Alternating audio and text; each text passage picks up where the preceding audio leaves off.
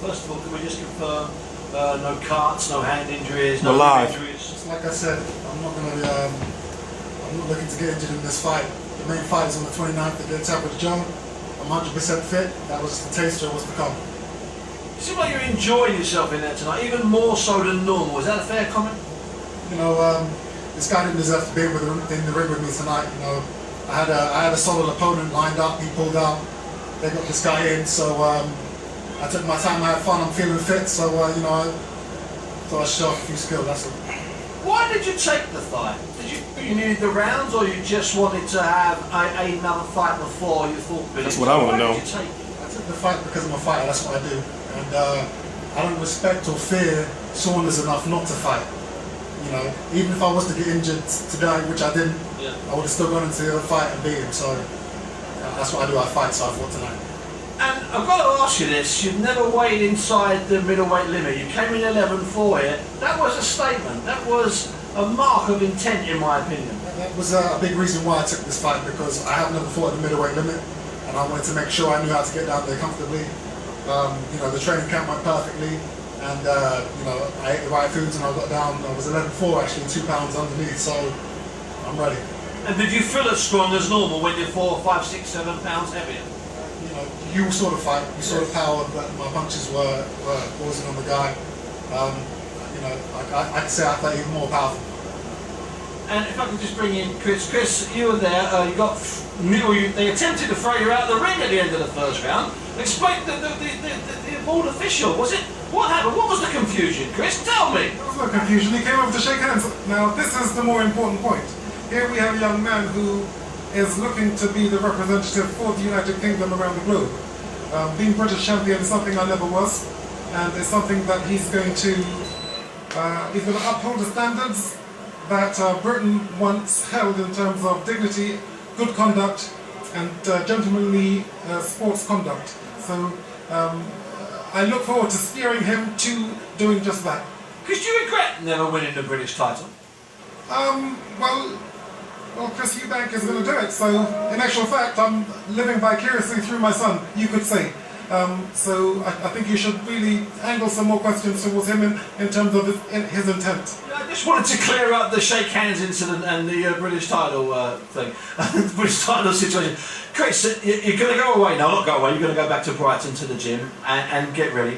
Do you sense that you're in a big fight on November 29th? You call Billy Joe Average Joe, I know you've been doing that for a while, but do you acknowledge or sense that it's a big fight? It's a big fight, you know, it's a huge fight. It's one of the biggest fights Britain's seen for a while.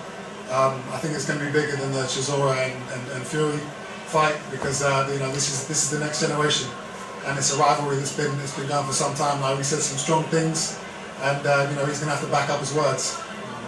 No, I understand the last time you fought, which was in Manchester, so the last time the pair of you fought on the same bill was in Manchester. I understand that the pair of you bumped into each other late at night. Do you remember anything from that meeting? I saw him outside of a club drinking a beer. You know, that's the type of guy he is. He's not a professional, and he's not worthy to be called the British champion. He doesn't represent Britain like I will represent Britain once I take the belts off of him. And November 29, leading into November 29, will you have a closed shop, a closed gym? Will it be done in secret, or will it be open? You know, you're going to be the champion, will it be open? There's nothing to hide. I am what I am. If anyone wants to come and see me train, to see what I do, they're welcome. Film crews, sparring, it's all open. There's no secrets here, and you know, I'm not going over to some different country or hiring nutritionists and special strength conditioners. I'm doing exactly what I've been doing for the last 10 years, and you know, this guy's in some serious trouble come November 29th.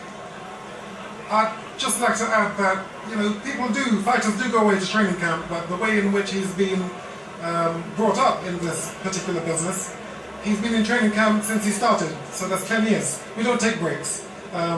My son said to me the other day, Sebastian, seems as though we should step it up. I said, no, we've always been going at 100%, so we're on it. We're on it. Chris Jr., Chris Senior, Ronnie Davies. I wasn't ignoring you, Ron, I just was dealing with these two fellas. It's on November 29, no broken hands, no broken rib. He's right. The Saunders versus Eubank for the British Commonwealth, the European title, is bigger than the main event. Now, that's because Tyson Fury versus Derek Chisora, it happened before.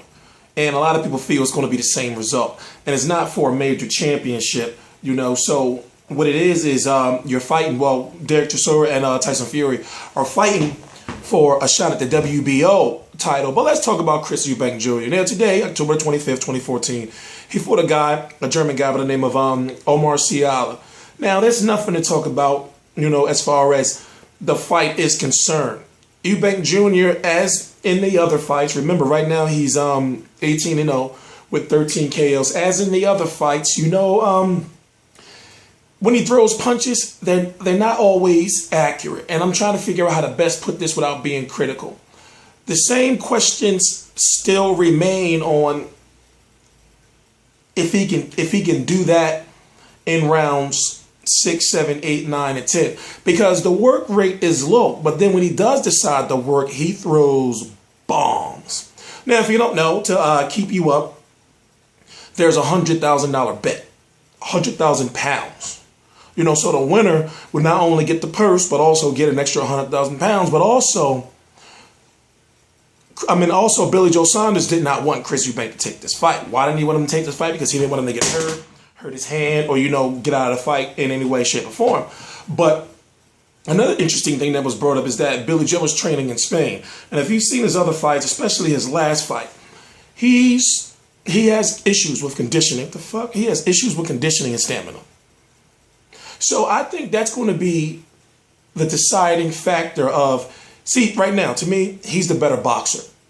Eubank Jr. may seem like the stronger fighter, but in my opinion, Billy Joe is the better boxer. So I see that when he's going over to Spain, he's hiring strength and conditioning coach. He's hiring a nutritionist. He's trying to make sure he's going in there to fight all 12 rounds. Because remember, this is a man that said if he loses, he was going to retire. So there was something interesting that happened. Now, if you've been watching Chris Eubank Jr. fights, you will notice that his father accompanies him to the ring, and his father lately has been getting into the ring. So you'll have Ronnie Davis, the trainer, sitting there working on him, and then all of a sudden you'll have his father come in, looking around, but somebody from the British Boxing Board of Control, whatever you call them, I forgot. British Boxing Board of Control, came up and said only one person in the ring at a time. And then Ronnie Davis stepped out of the ring and still allowed Eubank Sr. to continue his act, if you want to call it. Now I say this, I know that it's somewhat of a 50-50 fight. You can say, or we can say that Eubank Jr. is going to go out there and blast him out. We could say that Billy Joe Saunders is going to come out there and outboxing. But realistically, they're both unproven to a certain extent. This is only on a domestic level. Billy Joe Saunders, believe it or not, is ranked number 3 by the WBC. Not to mention, he was in the running for that WBO title shot. So he's right there. Now, if he dispatches of Chris Eubank Jr., that's already a big fight. He's already a star over there, and he's going to become a superstar over there. And then he can go on to fight maybe a Matvey Korobov. He's not getting a Kodo. I mean, I'm just going to be honest with you. He's not getting a Kodo unless it's a mandatory. He can maybe fight a Matvey Korobov, 160 Martin Murray. Martin Murray's fighting right now. I actually got to cover that fight. But once again, if you don't know, I'm T-Street Controversy. This is T-Street Controversy Live. I cover every single major fight live. I've been providing full coverage for this Chris Eubank Jr. fight, and one of the reasons why is because fans like him. As far as charisma, he can sell a fight, especially if he came over to the States.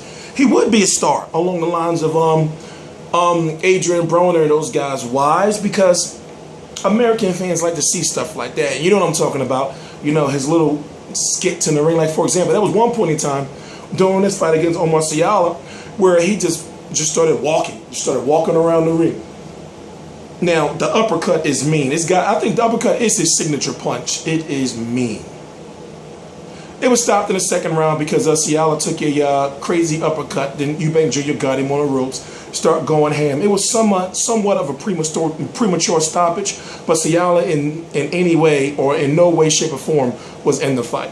I'm T-Street Controversy. This is T-Street Controversy Live. Subscribe.